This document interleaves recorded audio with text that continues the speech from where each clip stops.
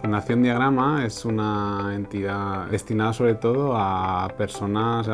en riesgo de exclusión social. Las señas de identidad de la Fundación son el cambiar las realidades de las personas que más lo necesitan, tanto sean menores en riesgo de exclusión como puedan ser cualquier otro tipo de usuario que necesite de cambiar su propia realidad.